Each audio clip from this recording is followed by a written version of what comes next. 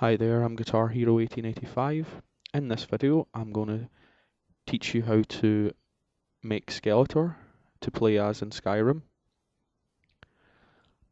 I'll take you through the perks, the items, and the playing style, and also the clothing and other attire that you're going to need in order to play through the game as Skeletor.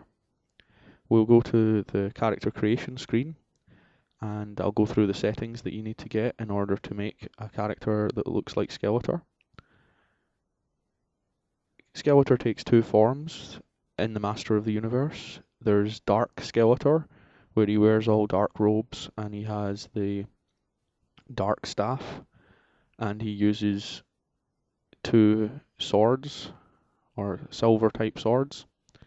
And there's the other Skeletor when he gets the power of the universe, when he takes on the gold armor. So we're on the character creation screen. And for this character, you're wanting to choose Wood Elf as the race. And for the body settings, all of these are set to the first position.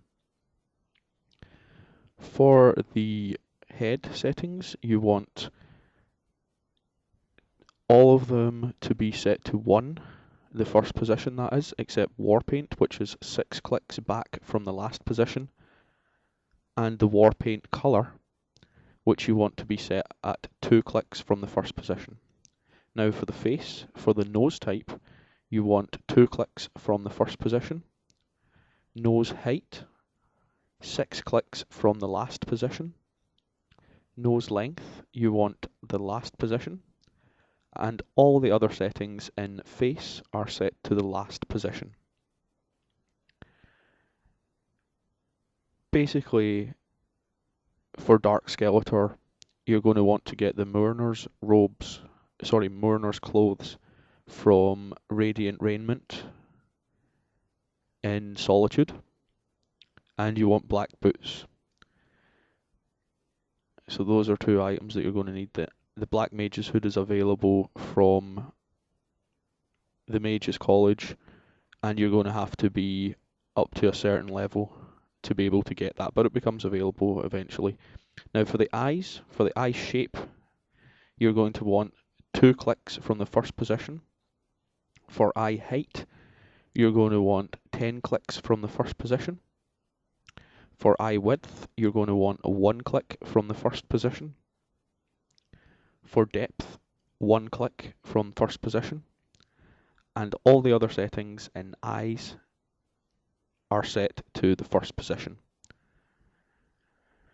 So you're also going to want the Staff of Nightmares, I believe it's called, and you can get that by going to Dawnstar and speaking to a mage who's in the inn, and he'll take you up to the Dawnstar Sanctuary, or night something or other sanctuary, and if you do his quest with him, you'll get that as a reward, but you have to kill him at the end to take the staff once he's released it from the force field. So you get it from there. You're also going to want 2 silver swords, which you can get hold of by doing missions and for the companions.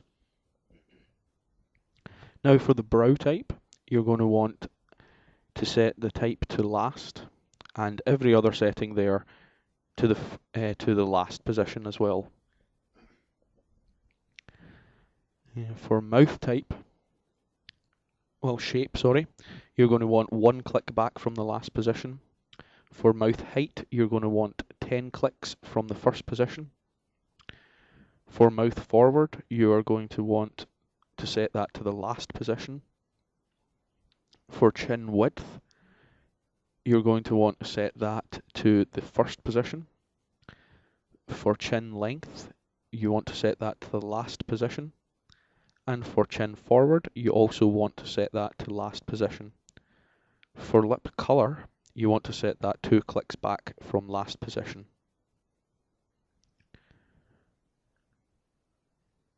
Yeah, Skeletor, he has two swords that are remarkably like the silver swords in this game, so you're going to want to get a couple of those as well as the staff. Now for hair type, you're going to want to set that to last position, and for facial hair is first position, And for colour, you want 2 clicks back from the last position if you want to. You can pretty much put any hair you want because he doesn't have hair. So now he also becomes Gold Skeletor in Masters of the Universe. So what you're going to want is dwarven armor, dwarven gauntlets, and dwarven boots, and a glass helmet to simulate that armor that he has. There may be some other options for the helmet, but I thought the glass one looked best. Now onto the skills and perks you're going to be wanting to use. You're wanting to set the Mage Stone or the Lover Stone, since you're going to be doing a whole lot of different magic and also using dual wield swords at points in the game, depending on how you want to play it. So for one-handed, you're going to want level one-handed up. You're probably going to want all 5, well, you'll want all 5 armsman perks.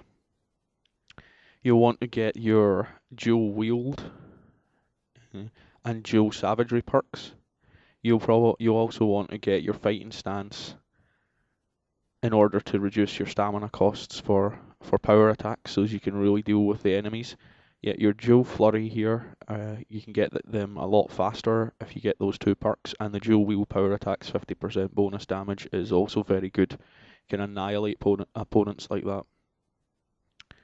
So the other ones in one-handed are all optional basically, and mainly for fun, but they deal out some good damage as well.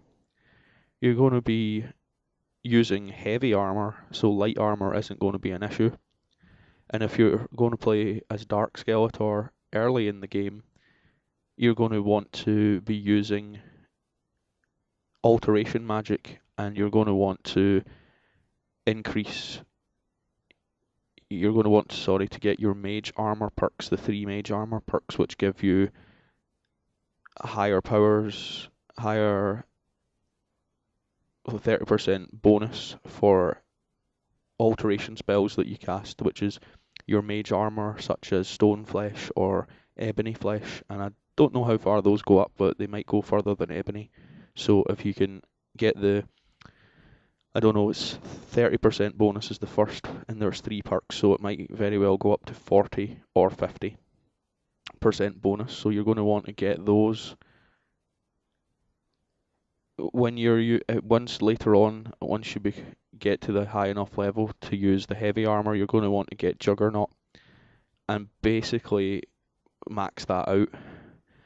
You're also not going to want to get much else there, because all of those bonuses, the 25 bonuses, are pretty much only for sets, and you're not going to be wearing a set because there's a glass helmet involved in the character setup in order to play authentically as him. But in order to get there is one, I think, heavy armor doesn't slow you, the conditioning one. That costs, you're going to be spending 3 extra perks just to get that, so I don't know if that's worth getting. But yeah, in alteration, you're going to have to get the novice alteration in order to get up to mage armor. You're also, I believe, going to need to get the adept alteration. Now, I would suggest, apprentice alteration it would be. I would suggest definitely getting the mage armor for when you're playing as Skeletor, or Dark Skeletor, in the beginning of the game. That'll be very powerful. Also, it's twice as strong, the bonus, and it goes up a lot more than that, I would imagine. 200% or so. You might also want to get alteration, dual casting. You might very well want to get the perk there that allows your spells to last longer, and also you might want to get your magic resistance as well. All 3 of those, because it's handy against mage characters. You can get extra bonuses against, to protect yourself against spells. Restoration magic, well, depending if you want to use potions, avoid death is well worth getting though in restoration, and magic recovery as well is also useful early on in the game. You could You can use destruction magic, of course. Skeletor, when he became empowered at the end of the film, he did have a shock-like attack, so you could use your shock magic and possibly get your augmented shock. As I say, I wouldn't bother with getting any of the adept or master destruction perks because I'm gonna suggest you max out your alchemy and enchanting anyway to get more powerful enchantments and smithing. The impact is probably good, and dual casting might very well be good if you're going to go down the total destruction route. Conjuration is a very good choice to play as Skeletor because he always has minions. He has minions in the film, so if you can get your 100 level in conjuring, you can get twin souls and you can summon Daedra, a couple of Daedra, or raise 2 zombies to fight for you, and that is in keeping with the film Masters of the Universe because he has a big army of people that he can send forward. Atromancy is worth getting to get elemental potency, which means that your summoned Daedra will last longer if you're going to use the Daedra spells, which you can get from the Mages College by doing the missions for the Conjuration Mage. And you'll need to get Summoner as well, just to get the other perks, but I've never really used Summoner. It's not really an issue. It's never been an issue for me, unless you want to keep back from the fray. So, illusion magic. Skeletor obviously uses fear and intimidation and all sorts of things like that in order to rule over his minions and to fight his enemies. So you're going to want to possibly use illusion magic. So you want your novice illusion spell entry perk, so as you can get at all the other ones. Hypnotic gaze, you might want to calm your enemies in order to give yourself a bit of a rest and a bit of a chance to recover if the situation arises. Aspect of terror, fear spells are on higher level opponents, that's going to be useful. Master of the mind, of course, is going to be useful because you can use illusion on higher level opponents, and Daedra. Quiet casting might be useful if you're wanting to sneak around, but ultimately, it's up to you how you want to play. Max out alchemy though, 100 alchemy when you can get it, because all 5 alchemist perks are needed. Physician and benefactor are the other 2 perks you want to get.